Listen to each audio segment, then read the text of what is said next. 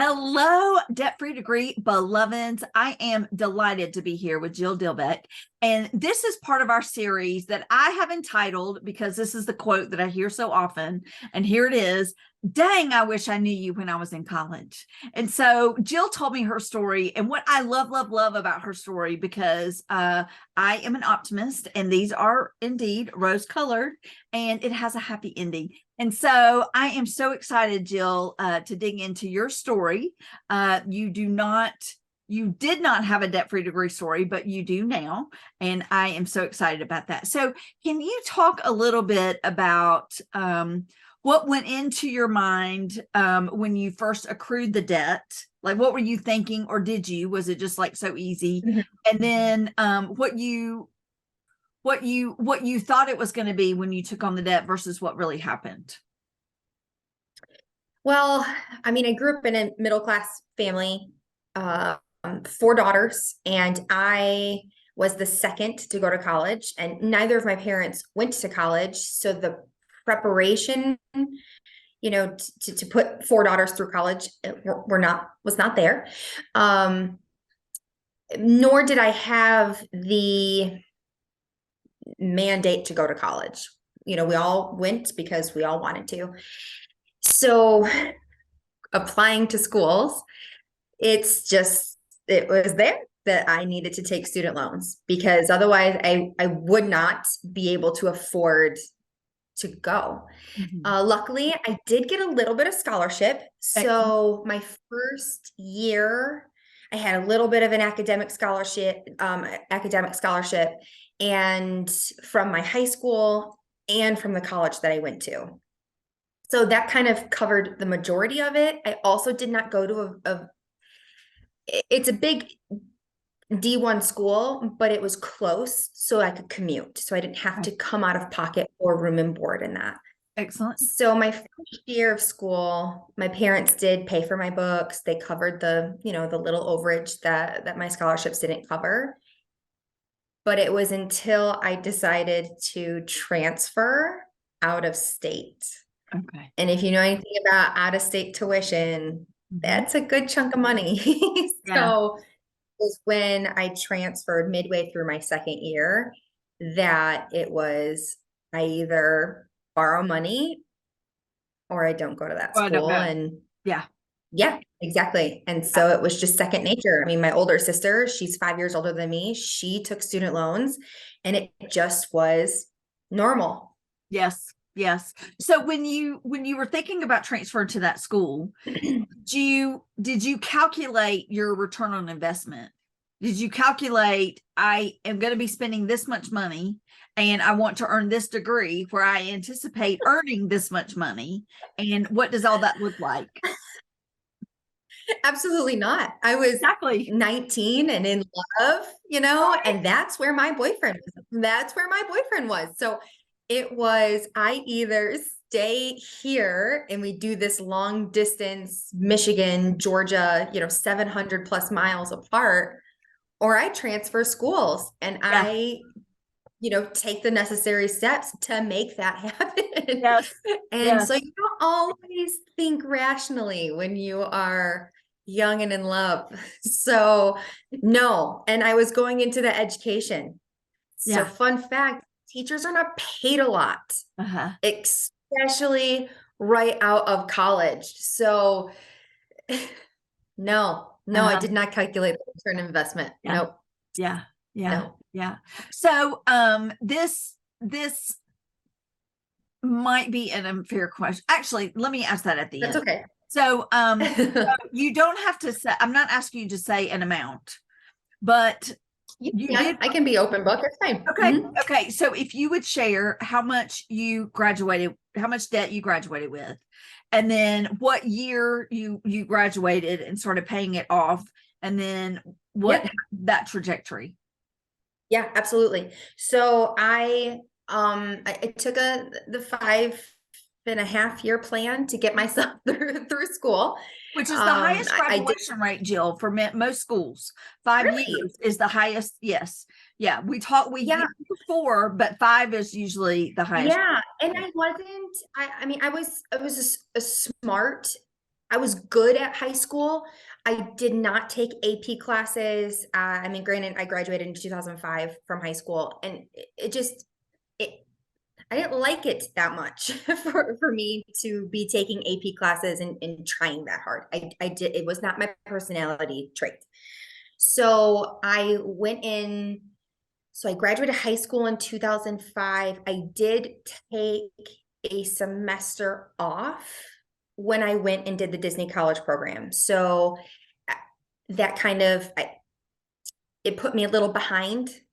And I then ended up transferring colleges to start January 2008. And then I graduated from college December 2010. Okay. Now, graduating December 2010 as an education major is difficult because you don't get a job until summer. August. Right. You know, so it was definitely a little bit of a tension. It worked well for me, and I ended up getting a teaching job afterwards. But anyway, so I graduated December 2010 with about $40,000 in student loan debt. Now, that doesn't count the fact that I had to put books on a credit card. So I probably a total of $45,000 in school related debt. Yes. Which at that time was probably approximately how much your annual salary was as a beginning teacher. No, I got a job now in the state of Georgia. I'm not sure how it was all over the country, but in the state of Georgia, we were in a hiring freeze 2010. So county schools, I had multiple, like where I student taught, were like, Jill, we would love to hire you right now, but we're not hiring. Like we just had to let, a dozen teachers go in the county. We're not hiring any new ones. So I did enter the private school sector. Okay. Starting salary of $31,000. Wow. Yeah, so low. Yeah. And I will say, because of that hiring freeze, I did have a teaching grant through the state of Georgia. I earned a grant, but because our county schools were on a hiring freeze, I didn't get hired by a county school. I got hired by a private school. So I had to repay that grant. I think that grant was like $3,000, and I had to repay that grant. So that added even on top. So 40,000 plus the 5,000 in books on your credit card. Yeah. This so we're looking at almost $50,000. Yes. Yeah. Yes. Yeah. Okay. Yeah. I'm getting a little anxious because that's just kind of my palms are sweaty. And so I need to see the graphic. Yeah. Okay. So this is it's mirrored backwards, but basically I started listening to podcasts. Yes, you can. Yes. So I was listening to some podcasts at this point. I was in maybe my 8th or 9th year. When was this? So I got my first teaching gig in 2011, and this was 2019. So around the end of 2018, I think I could be off on this, but the government started talking about teacher forgiveness plans and how my sister applied for it, but she still didn't qualify. So I was teaching for a private school that was a nonprofit. So I qualified, but when I applied, my loans were not the proper loans to get refunded.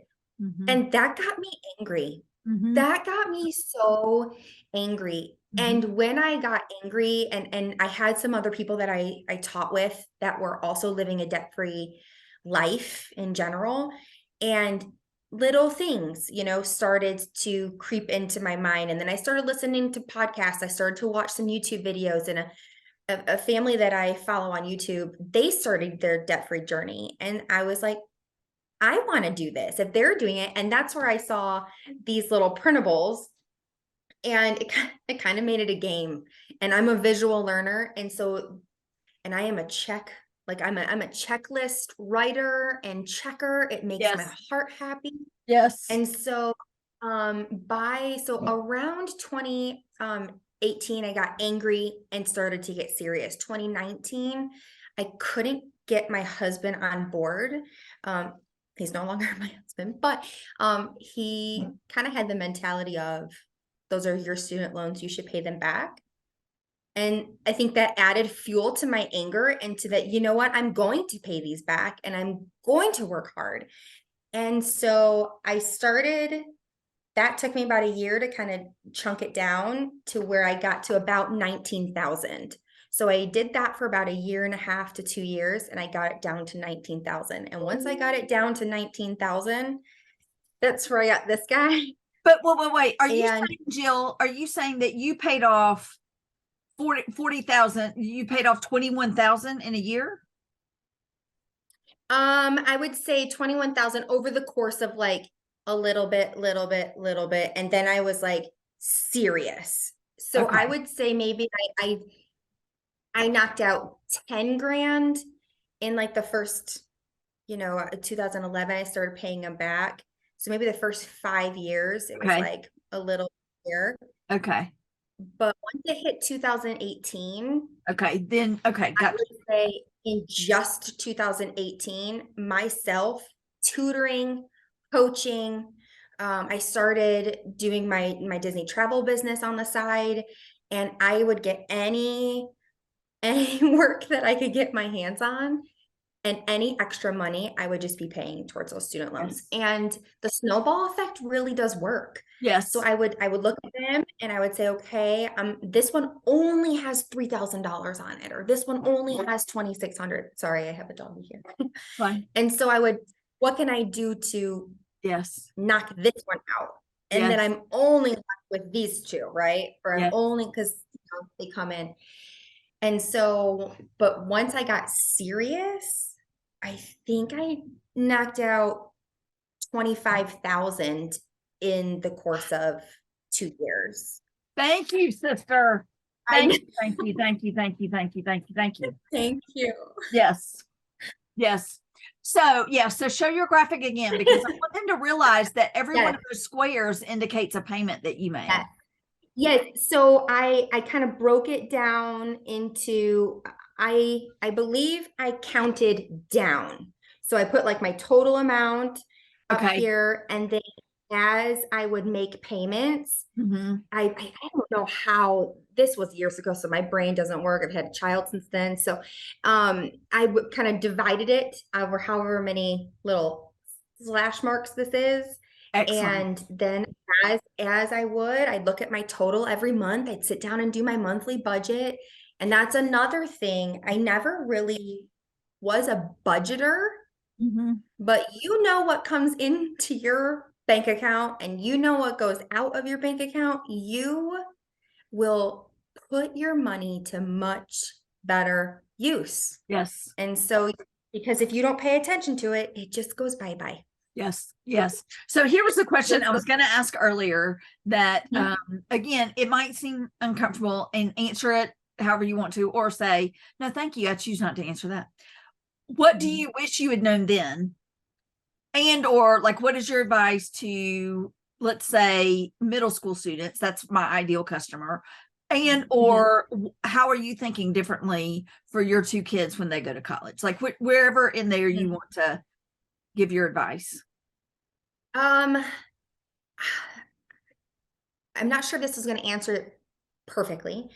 One, I taught middle school, right, for 12 years, and I tell them all the time, you do not have to go to this school because that's what you want. Like, it may be very expensive, but you're going to get the same degree somewhere else for half the cost.